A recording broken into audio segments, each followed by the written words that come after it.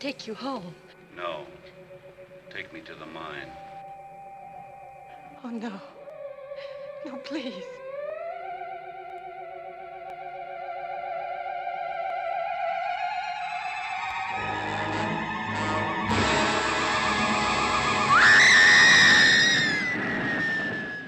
It Came from Outer Space proves its significance as a cultural touchstone and a science fiction classic that laid the blueprint for an entire era of alien invasion films. 1951's monumental The Day the Earth Stood Still might have come first, but It Came from Outer Space altered the course of science fiction cinema and stands, perhaps not entirely as a work of cinematic poetry or grandeur, but more appropriately in recognition for being as influential a piece from the atomic age. It's certainly a drive-in movie that maintains its charm with camp sensibilities. The story was provided by none other than science fiction literature giant Ray Bradbury, famed for his novels and short story collections such as Fahrenheit 451, The Illustrated Man, and The Martian Chronicles. Bradbury imbues what might otherwise be run-of-the-mill pulp with thought-provoking social commentary and his usual poetical flair. A rather simplified Cold War cautionary tale about xenophobia. It's one of the more optimistic movies about visitors from the stars, and in its way was an inspiration for Steven Spielberg's E.T. It has tinny domestic scenes and stock standard performances typical of early 50s sci-fi, but director Jack Arnold, who would continue in the genre with remarkable films like The Creature from the Black Lagoon and The Incredible Shrinking Man, does wonderful things with the natural eeriness of the desert setting. It Came from Outer Space was one of the first in the 3D craze, and honestly, I didn't notice the 3D elements on my television, even when the majority of the gimmick was throwing things at the screen. The only time I figured maybe there was 3D was in the ship crash, and all the alien eye effect. To the film's credit, it is entertaining in places, endearing as a catalogue to yesteryear, where Cold War paranoia had run rampant, a red scare of atomic uncertainties. John Putnam is an amateur stargazer with a new home out in the beautiful Arizona desert, which he enjoys with Alan Fields, his girlfriend and local schoolteacher. John is not trusted by the people of the small town near where he lives, certainly not by Sheriff Matt Warren, who feels protective of Alan and perhaps something more. While looking through his telescope one night, he sees what at first appears to be a meteor shower, but is actually a crash-landing alien spaceship. After investigating the crater from the impact, unfortunately, he does so alone, and is the only one who sees the spaceship before a landslide covers it. John informs the town sheriff and receives nothing but ridicule. Even his fiancée Alan is skeptical.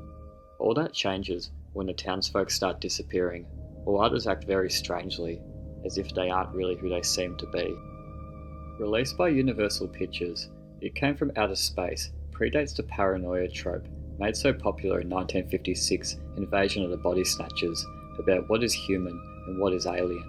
One of the reasons why it's appealing is because it plays on the fear of communist invasion and foreign agents posing as regular citizens. These types of sci-fi movies were popular during the Cold War. The typical narrative devices of the genre are present here. We open with an eerie alien synthesizer score, and from there, we have the narrator presenting the frightening events about to happen, alluding to this as a cautionary tale. Jack Arnold will continue this narrated trend in The Creature from the Black Lagoon, however with an evolutionary spin attached. Touching on the initial space crash sequence, Richard Carlson's exploration of the wreckage is strikingly reminiscent of the isolating and barren planet of Ridley Scott's 1979 masterpiece Alien, LV-426. The storm blowing across the night-shrouded surface and high-pitched shriek momentarily seems captured during the landslide sequence. I wonder if Scott was in any way drawing from here, especially the spacecraft itself. Like the derelict saucer from Alien, the cinematography of both are similar, where weary travellers navigate a rocky terrain and come across a daunting, monolithic vessel that is looked on with grave astonishment. Unlike most 1950s flying saucer films, the script is somewhat sympathetic to the aliens, who for the most part are avoiding conflict and just simply trying to get home. They are neither benevolent or malevolent. They are reasonable beings who have found themselves in trouble and are willing to do whatever they have to in order to get out of it again. If that means abduction or even prolonged identity theft For them, all is permitted. It's refreshing to see creatures from another world portrayed with a more human quality.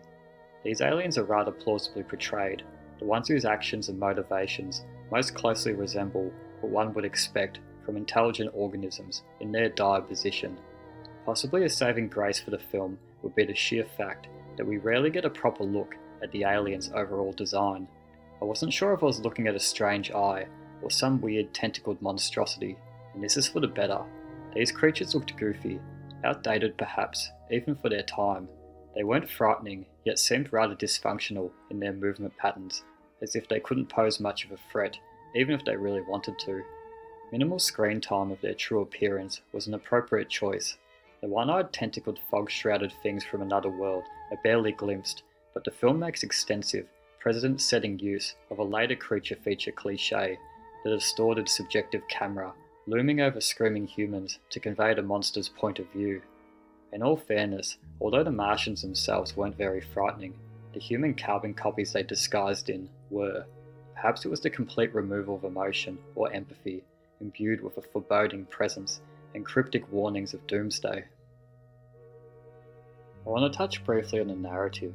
Two principal players are Richard Carlson as John Putnam, an amateur astronomer, and Barbara Rush as Alan Fields, who is Putnam's girlfriend. Coincidentally, the character who gets the most from their character appears to be Drake as Sheriff Matt Warren. Oddly enough, he's given the majority of the character development, like his interest in Alan, that I assumed was a love triangle, but apparently he's keeping a promise to her father to watch out for her. Barbara Rush herself isn't given much of anything, aside from being the girl everyone fights over, and/or is in trouble. The damsel in distress essentially. Perhaps redemptive, there is a scene where she's abducted and entices John to follow her through the cliffs and hills in a full black evening gown. The eeriness of the scene is elevated by the natural desert setting, juxtaposed by the formality of her dress piece and strange alluring mannerisms, which in some ways paints a picture of a spectre or lost soul roaming through the night, unable to pass beyond this purgatory of existence. In another sense, it could be a loose metaphor of the siren tale. The concept of aliens that are grotesque to humans in their natural state, assuming the likeness of humans, may seem cliché nowadays, but it was entirely novel at the time. The much more well-known Invasion of the Body Snatchers would model itself very closely after it came from outer space, apting not only the body-snatching concept, but also the underlying themes relating to the Cold War paranoia. Bradbury's genius story sees the people of Eddytown, USA, being so helplessly corrupted by paranoia and deep-rooted hatred of the other that they can't even fathom that these visitors may be more terrified of us than we are of them. This theme is brilliantly exemplified in a scene in which our amateur astronomer asked a gung-ho sheriff to consider why he fears or feels disgusted by the spider traversing in the desert. Is it because it has 8 legs? Because it looks different than we do? Because it doesn't speak our language? Before our protagonist, a surrogate for Bradbury himself, one might presume, has a chance to even finish his question, the sheriff stomps the spider into oblivion. The simple scene drives it all home.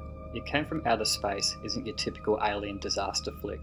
It dares to beg its audience not to watch the skies, but to watch each other and themselves.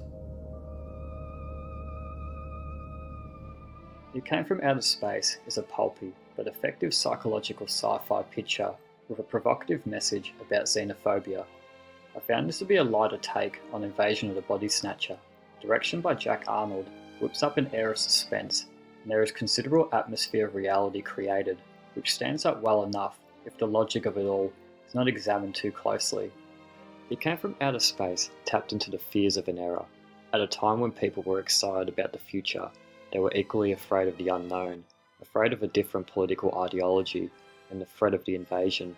Hollywood stoked these fears with some terrific entertainment. One of the better science fiction films to come out of the Cold War 50s. This one must be counted among the anti-McCarthy statements.